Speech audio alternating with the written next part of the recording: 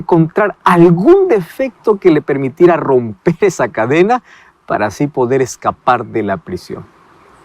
Pero pronto perdió toda la esperanza, porque se dio cuenta que la cadena era de su propia fábrica de herrería. Así que él siempre se había alabado de que todas las cadenas que él hace, lo hace a la perfección. Toda aquella cadena que salía de su taller no tenía defecto alguno. Entonces, al ver que tenía la marca allí de su herrería y que con esa cadena él se encontraba preso, pues ahora perdió toda esperanza. Resulta que aquella cadena que lo tenía prisionero, él lo había fabricado con sus propias manos. Sabes que de igual manera, todos los seres humanos somos así. Somos esclavos del pecado y estamos atados por nuestra propia cadena que nosotros mismos fabricamos. Sin embargo, por más que intentamos de manera inútil librarnos de esas cadenas usando nuestras propias fuerzas, nunca lo podremos hacer. Quedaremos presos así como este herrero, a menos que alguien de fuera venga y nos liberte quitándonos esas cadenas, porque nosotros no podemos por nuestros propios esfuerzos. Eso representa nuestra vida. Ese alguien que puede entrar hasta nuestra prisión, romper nuestras cadenas, hacernos libres, es Cristo.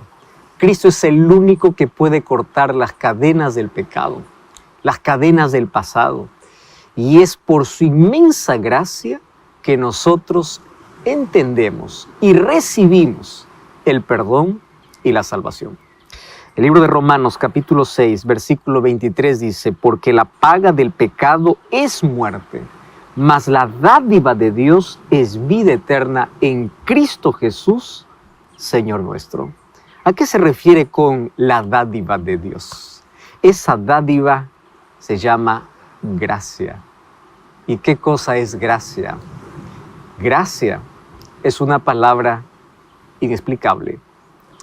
Los seres humanos, por mejores argumentos que tengamos, por mejor vocabulario enriquecido que podamos tener, jamás podremos explicar en plenitud qué significa gracia. Apenas nuestro vocabulario da para decir que es el regalo inmerecido que Dios da para el ser humano. Pero gracia es más que eso. Gracia abarca aspectos fundamentales que tienen que ver con el bienestar completo y la manera como Dios puede transformar el corazón más vil. Cómo Dios puede perdonar a la persona que ha caído en la miseria de la desgracia. Gracia es una palabra inexplicable. ¿Cómo poder describir el amor de Dios, que es infinito, que es inmedible, que es incondicional? Hay una música que dice: si fuera tinta todo el mar, y todo el cielo un gran papel, y todo hombre un escritor, ni aún así se podría describir el amor de Dios. Es un amor infinito, un amor que no tiene medida, un amor que no conoce barreras, un amor totalmente incondicional. Y su gracia puede alcanzarnos en la mayor desgracia de nuestra vida y de allí puede restaurarnos. ¿Sabes que una de las palabras más importantes del cristianismo justamente es la palabra gracia? Gracia viene del griego charis, y charis significa un favor, el favor inmerecido de Dios, la manifestación gratuita y espontánea de un amor, pero no de un amor humano, no de un amor egoísta, no de un amor que cause heridas, de ese amor ágape, de ese amor que solamente Dios puede otorgar para el ser humano. Ahora, Dios no tenía ninguna obligación de amarnos, pero Él decidió amarnos y Él llegó hasta el extremo de poder morir por nosotros. La pregunta es, hay varias personas en la historia que han muerto a favor de alguien. Yo ya vi, escuché y leí tantas historias, pero uno da su vida por alguien que ama. Sin embargo, mira lo que dice el libro de Romanos, capítulo 5, versículo 7 y versículo 8. Dios muestra su amor para con nosotros en que, siendo aún pecadores, Cristo murió por nosotros. Una cosa es que yo pueda defender la causa de alguien que amo. Otra cosa es colocarme en el lugar de alguien que me odia. de alguien que me da la espalda, de alguien que me ignora. Esa es la gracia de Dios, un amor incondicional.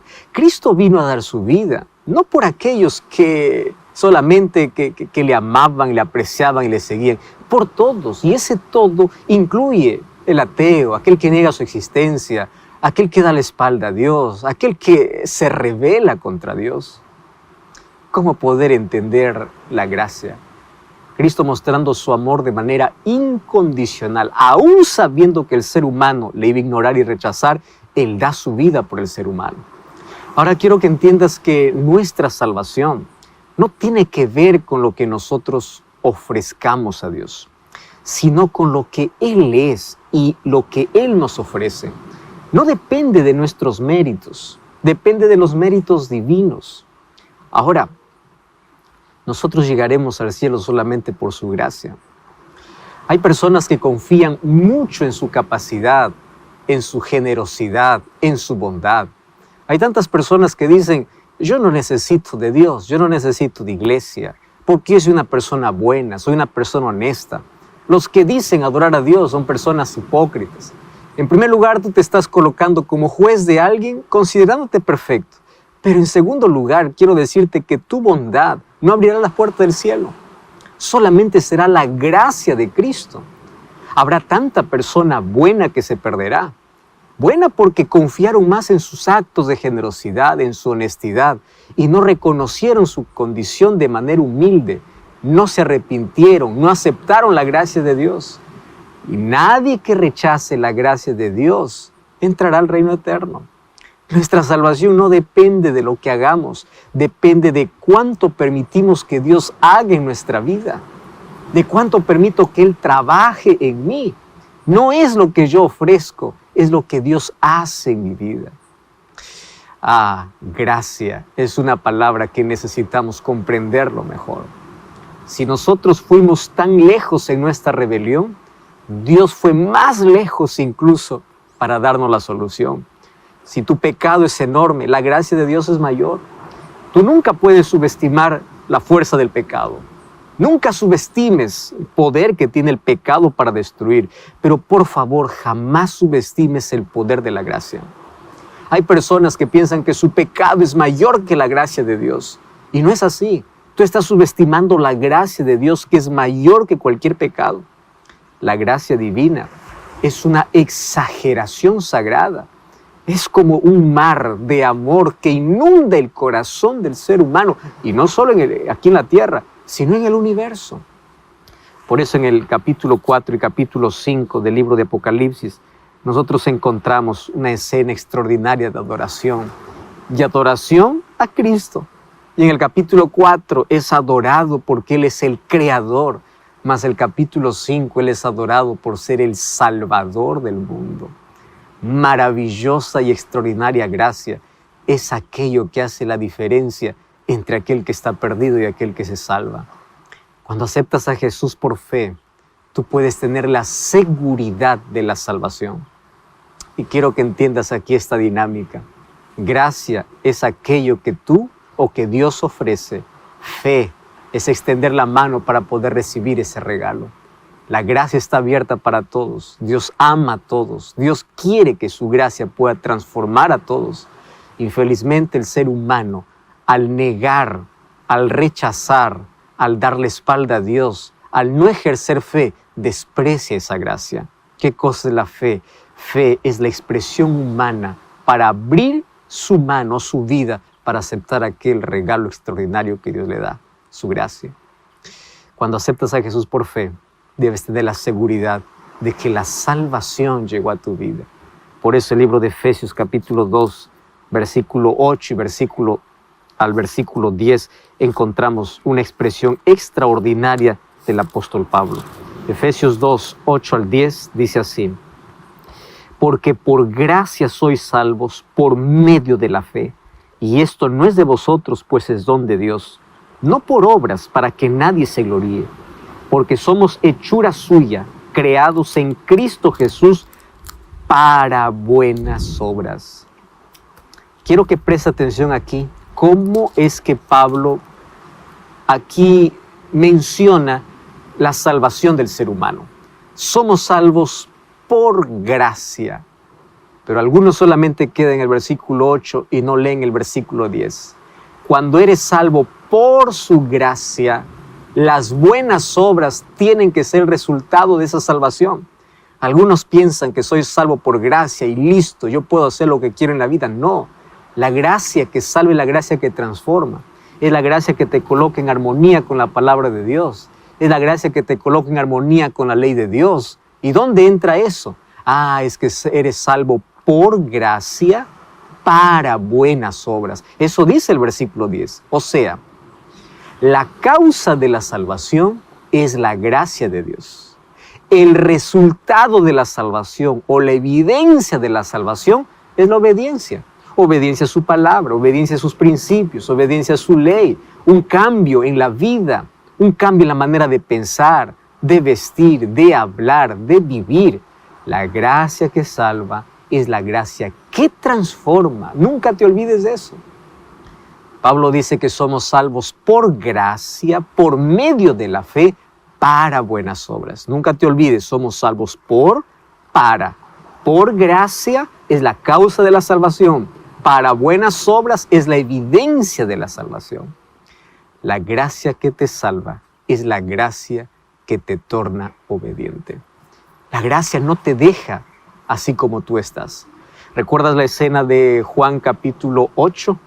Donde allí trajeron a Jesús una mujer que estaba siendo condenada para poder morir. Jesús, en su misericordia, comenzó a escribir allí, en el suelo, los pecados de todos aquellos que le condenaban. Finalmente Jesús dice, aquel que esté sin pecado sea el primero en arrojar la piedra en ella. Todos los que estaban allí salieron siendo acusados por su propia conciencia. Mas cuando Jesús se queda solo con esta mujer, le dice así, ¿dónde están los que te condenaban? No hay ninguno, Señor, le dice. ¿Y sabes qué le responde Jesús? Yo no te condeno, pero vete y no peques más. ¿Estás entendiendo la dinámica de la gracia? Dios te dice así, yo te perdono. Mi misericordia es grande, no importa tu pecado, no importa cuán condenado hayas estado en la vida, pero a partir de ahora no sigas practicando, no continúes en esa vida. ¿Recuerdas la historia del hijo pródigo? Él cuando fue al Padre realizaba la purificación del santuario. Ese día era un día de juicio y todo aquel que no había confesado sus pecados, ese día moría. Ahora, ¿cómo se cumple esto en el ministerio de Cristo? Vamos entonces por partes. Todos aquellos sacrificios que morían día a día representaba Jesús muerto en el Calvario. Pero Jesús no solamente murió, Él resucitó. Y cuando Cristo ascendió al cielo, que fue en el año 31, ¿a dónde entró? Al santuario. Cuando vamos al libro de Hebreos, capítulo 8, versículo 1 y versículo 2, dice así, ahora bien, el punto principal de lo que venimos diciendo es que tenemos un sumo sacerdote, el cual se sentó a la diestra del trono de majestad en los cielos y es ministro del santuario de aquel verdadero tabernáculo que levantó el Señor y no el hombre. ¿Qué cosa está diciendo? ¿A dónde Cristo entró entonces? Al santuario. Y allí comenzó su labor de intercesión. Mas Él no necesitaba presentar sacrificios como los sacerdotes terrenales, porque su sacrificio fue completo. Él comenzó a aplicar allí su sacrificio realizado a favor de aquellos que creen en Él, de aquellos que lo aceptan como Salvador. Es por eso que, aunque Jesús murió por todos, no todos se salvan, sino solamente aquellos que aceptan el sacrificio de Cristo y Cristo intercede a favor de ellos en el cielo, aplicando su sacrificio a favor de ellos. 1 Timoteo capítulo 2, versículo 5, dice que hay un solo Dios y un mediador entre Dios y los hombres. ¿Quién es? Jesucristo hombre.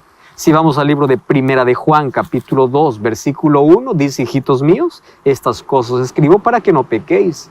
Si alguno hubiere pecado, tenemos un abogado. ¿Quién es ese abogado? Jesucristo, el justo. Ahora, quiero que entiendas una cosa. Todo pecado confesado es perdonado porque Cristo es nuestro intercesor, por el sacrificio que realizó en la cruz, pero por la obra que Él continúa haciendo en nuestro favor. Ahora, ¿qué sucedía en el santuario terrenal una vez al año? El santuario era purificado. ¿Purificado de qué? Durante todo el año. El pecado era transferido mediante la sangre que entraba al santuario. ¿Cómo lo entendemos esto? Cada vez que el pecador reconocía su pecado, llevaba una ofrenda de sacrificio y antes de sacrificar el cordero, colocaba su mano sobre la cabeza y de manera simbólica el pecado era transferido al cordero. Y ese cordero moría en lugar del pecador. Y esa sangre era llevado dentro del santuario.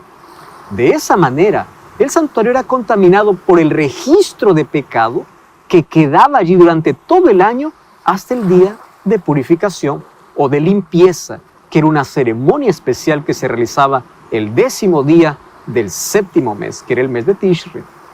Ese era un día de juicio. Ahora, cuando vamos al libro de Daniel capítulo 8, versículo 14, habla de la purificación del santuario. Mas, ¿de qué santuario está hablando? ¿Del santuario terrenal? Ya no, porque el santuario terrenal fue destruido en el año 70 y la profecía apuntaba para el tiempo del fin.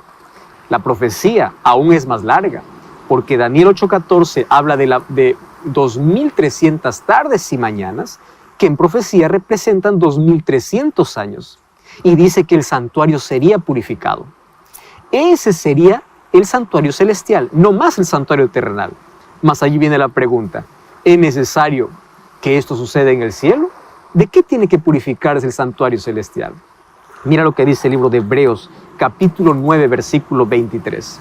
Dice así, fue pues necesario que las figuras de las cosas celestiales fuesen purificadas así, pero las cosas celestiales mismas con mejores sacrificios que estos. Cuando dice con mejores sacrificios, ya no es más con sacrificio de corderos, sino con el sacrificio de Cristo. Entonces, ¿cómo fueron purificadas las cosas celestiales? Con el sacrificio de Jesús. Eso significa que en un momento de la historia, Cristo comenzaría una obra de limpieza. ¿Más limpieza de qué? De registros de los pecados que fueron confesados y fueron perdonados. Y según la profecía de Daniel 8:14, esto comenzó en el año de 1844. Si tú quieres conocer un poco más sobre este tema, puedes buscar un programa de Biblia Fácil donde explico Daniel capítulo 8 y la profecía de las 2300 tardes y mañanas. Ahora, quiero que entiendas que a partir de esa fecha, Jesús asume una nueva función, no solo de intercesor, sino también de juez, porque recuerda que en el santuario terrenal, ¿qué sucedía? Un juicio. Entonces comienza un juicio que favorece al pueblo de Dios. ¿Y por qué favorece? Porque el juicio no es para tener miedo. Si Cristo es nuestro abogado y lo hemos aceptado como nuestro intercesor y salvador, Él nos perdona. Son sus méritos que nos salvan. Mas es necesario el juicio para determinar de entre todos aquellos que dicen ser creyentes o creer en Dios, si realmente han aceptado su gracia, si realmente viven en obediencia, en armonía con su palabra. Porque no solamente decir, yo acepto a Jesús, voy a la iglesia y listo. No. Jesús dijo en Mateo capítulo 7, 21. ¿Qué cosa dijo allí? No todo el que me dice Señor, Señor entra en el reino de los cielos, mas todo aquel que hace la voluntad de mi Padre. Yo acepto la gracia de Dios, es la gracia que me salva, pero la gracia me torna obediente. La gracia transforma mi vida. La gracia de evidencias de que soy restaurado y salvo por Cristo. No solamente es, soy salvo por gracia y listo. No todo el que me dice Señor, Señor entra en el reino de los cielos, sino aquel que hace la voluntad de mi Padre que está en los cielos. Por eso es necesario una obra de juicio. Ahora, muchos pueden mencionar el nombre de Dios, mas no han permitido que la gracia de Dios transforme su vida, a tal punto de ponerle en armonía su vida con la palabra de Dios y con su ley. En ese juicio se determina nuestra salvación. El tema del juicio es un tema que se habla en toda la Biblia. Jesús dijo que seremos juzgados inclusive por nuestras palabras y nuestras acciones. Eso dice Santiago 2:10. Y Santiago 2:10 dice que el código moral de ese juicio será la ley de Dios. Si tú lees Santiago 2:10 al 2, incluso menciona mandamientos de Dios basados en Éxodo capítulo 20. Y lo llama la ley de la libertad, porque la ley nunca fue dado mientras el pueblo estaba en la esclavitud, fue dado cuando los libertó. Ahora, esa ley tiene principios. ¿Principios de qué? De amor. ¿A quién? A Dios y al prójimo. Por eso es que el enemigo odia tanto la ley de Dios. Por eso es que Salomón incluso escribió en el libro de Eclesiastés capítulo 12, versículo 13, dice así: teme a Dios y guarda sus mandamientos, porque esto es todo del hombre, porque Dios traerá toda obra a juicio. Es decir, hoy estamos viviendo ese juicio y necesitamos aceptar la gracia de Dios y permitir que la gracia de Dios nos coloque en armonía con su palabra y con su ley. Sin embargo, en Apocalipsis capítulo 14, versículos 6 y 7, hablando acerca del tiempo del fin, hay un llamado para nuestros días. Y dice así: adorad a Dios porque la hora de su juicio ha llegado. Es decir, ha comenzado. Es decir, el juicio ya comenzó. Pero los que aman a Dios no temen el juicio, porque cada vez que confiesan sus pecados y se arrepienten y aceptan el sacrificio de Jesús, ellos no son condenados, ellos son perdonados. No existe un pecador que acepte la gracia de Dios y no sea perdonado, no importa cuán grande sea el tamaño de su pecado, porque mayor que su pecado siempre será la gracia de Dios. Ahora, mientras Cristo continúe siendo nuestro intercesor, hay oportunidad para todo ser humano. Pero no siempre Jesús estará allí. Un día Jesús saldrá del santuario cuando el destino de cada ser humano esté definido. Y cuando esto sucede, mire lo que dice Apocalipsis capítulo 22, versículo 11. El que es justo, siga justo. El que es injusto, siga justo. Siga injusto. ¿Por qué? Porque no hay más oportunidad. Los casos de la humanidad están decididos. No habrá más intercesor. La gracia en el cielo habrá terminado. Y cuando Jesús concluye el juicio en el cielo, vendrá a esta tierra para recompensar a cada uno conforme fuese su obra, dice Apocalipsis 22:2. Entonces, cuando Jesús dice que cada uno tendrá una recompensa por su obra, recuerda una cosa: somos salvos por gracia, pero somos juzgados por obras. Y Él vendrá a recompensar a cada uno según como fuese su obra. ¿Qué obra? La obra que Dios hizo en el corazón de aquellos que aceptaron su gracia. Por eso, la causa de la salvación es la gracia de Dios. Pero la obediencia a la ley de Dios y a sus principios es la evidencia de la salvación. Por eso es necesario un juicio. Ahora, cuando Jesús regrese, significa que todo está determinado. La recompensa para cada ser humano está en base a las decisiones que tomó, las oportunidades que despreció o aceptó, o la gracia que aceptó. Ahora, yo quiero decirte algo tan importante ahora. No sabemos cuándo Jesús saldrá del santuario y cuándo termine la gracia para la humanidad. Pero quiero decirte que mientras el Evangelio siga siendo predicado y mientras el Espíritu Santo continúe trabajando en la mente del ser humano, es porque aún existe gracia. Mas llegará un día en que no habrá más oportunidad. Nadie más te suplicará. Por eso es que la Biblia es claro cuando dice en el libro de Hebreos capítulo 3, versículo 15, si oyeres hoy su voz, no endurezcáis vuestros corazones. No juegues con las oportunidades que Dios te da. No postergues la oportunidad de salvación, porque un día la puerta de la gracia se cerrará. Y quiero que sepas que aquí un poco más que las otras, porque ellas imaginaron que en algún momento el novio iba a demorar. Y justamente eso sucedió. Las 10 durmieron por la demora del novio. Y cuando a la medianoche llegó el novio, solamente 5 estaban listas para recibir, y a las otras les faltaba el aceite. Cuando despertaron, ellas se desesperaron y dijeron, por favor, préstenos de su aceite. Mas ese aceite representa la comunión con Dios, el Espíritu Santo en la vida. Y esa experiencia no se puede prestar, no se puede comprar, no se puede vender. Entonces ellas no podían pasar el aceite para las otras. Vayan y consigan, le dice. Pero mientras ellas iban, Vino el esposo, cerró la puerta. Y cuando cerró la puerta, solamente las que estaban preparadas entraron.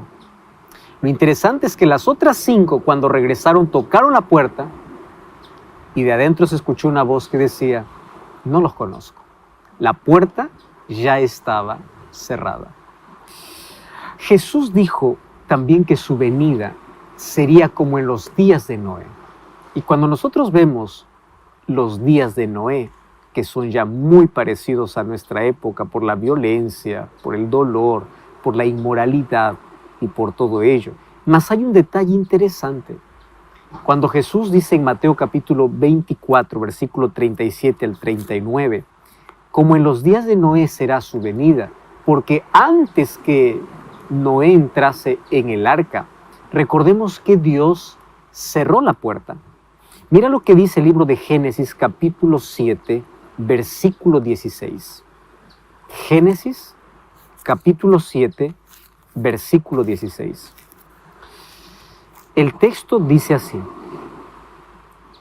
y cuando los animales entraron, macho y hembra de toda carne vinieron, como Dios había mandado, Jehová cerró la puerta. No fue Noé quien la cerró, fue Dios quien la cerró. Por eso es que por más intento que ellos hacían para poder abrir la puerta, para salvar a aquellos que estaban fuera del arca cuando llegó el diluvio, no podían. Porque aquello que Dios cierra, nadie abre. Aquello que Dios abre, nadie cierra. ¿Recuerdas el texto de Apocalipsis capítulo 3? Ahora, fue Dios quien cerró la puerta antes que caiga el diluvio. Y la gente no sabía que esa puerta había sido cerrada por Dios. Lo mismo sucederá hoy en este tiempo del fin.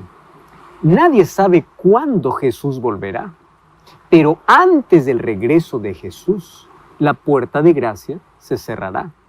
Y nadie sabe cuándo ocurrirá ese día en el cielo. Más sabemos que existen otras 2 maneras en que pueden terminar las oportunidades y la gracia también se puede cerrar para nosotros. ¿Cuáles son esas 2 otras oportunidades que pueden ser terminadas? La primera la encontramos en el libro de Mateo capítulo 12, versículo 31 y versículo 32. Fíjate lo que dice Mateo capítulo 12, versículo 31 y versículo 32. Dice, todo pecado será perdonado a los hombres, menos uno, ¿cuál? El pecado contra el Espíritu Santo. Muchas personas obviamente están muy preocupadas con esta expresión. Primero tenemos que analizar las palabras de Jesús. Todo pecado. ¿Qué cosa es todo? Todo. Al todo no excluye nada.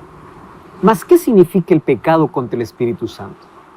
Cuando el ser humano se acostumbra a desobedecer la voz de Dios, hay una cosa que el ser humano no entiende, que mientras más desobedezca a Dios, el corazón humano, o mejor, la mente humana se va cerrando y se va volviendo cada vez más insensible, a tal punto que el pecado forma parte de su vida, y pierde la conciencia de pecado, pierde la necesidad de perdón. Y mientras no haya perdón, no hay salvación. Para que haya perdón, se necesita confesión y arrepentimiento.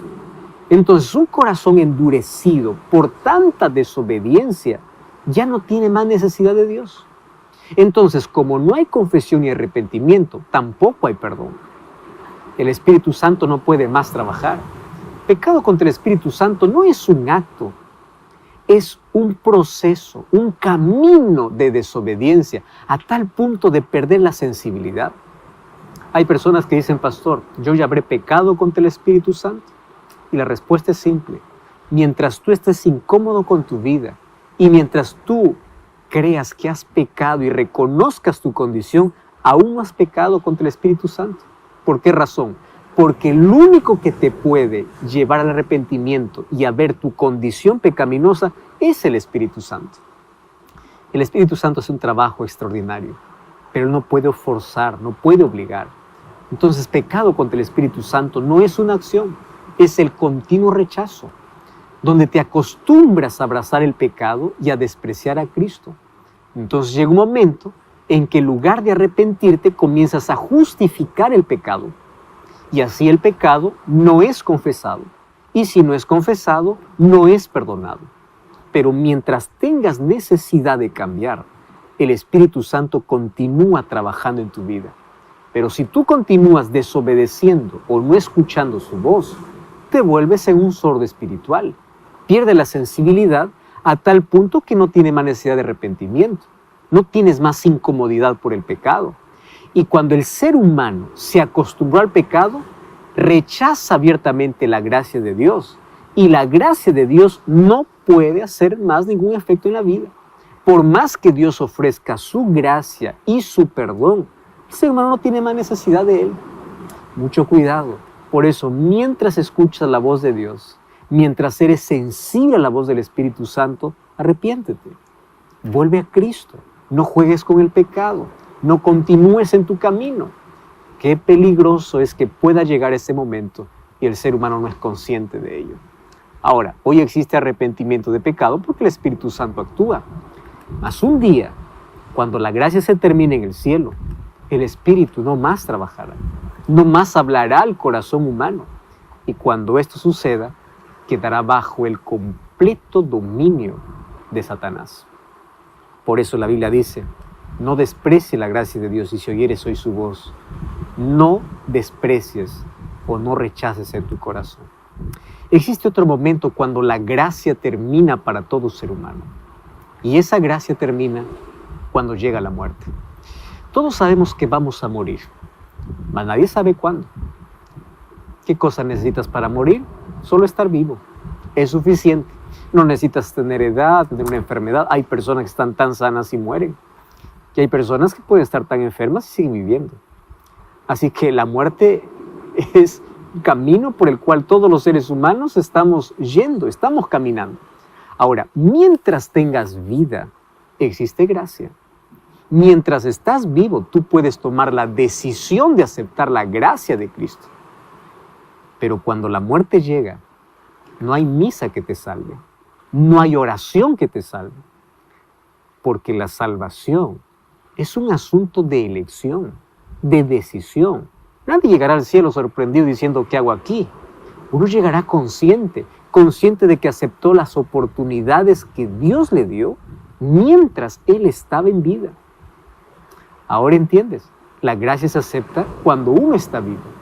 Nadie sabe por eso cuándo es la última vez que escucha una invitación de Dios. La muerte llega de manera inesperada y nuestra vida es como la neblina, dice el apóstol Santiago. Quiero que sepas que la salvación es en vida. De muerto ya no hay gracia. No hay oración que pueda salvarte, porque la salvación es un asunto de elección en vida. Por eso la Biblia dice en el libro de Deuteronomio capítulo 30, versículo 19 y versículo 20, dice así: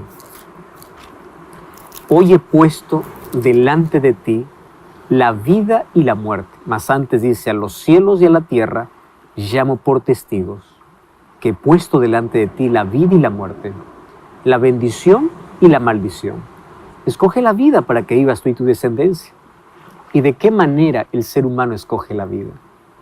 Es interesante lo que dice el versículo 20. El versículo 20 dice así: amando a Jehová tu Dios, escuchando su voz y siguiéndole a Él, porque Él es vida para ti. ¿Te das cuenta? Amar a Dios, escuchar su voz y seguirlo. Es así como nosotros demostramos que amamos la vida, porque Él es vida. Dios ofrece su gracia y la salvación para todos, pero Él no te puede obligar a aceptar. La salvación es una...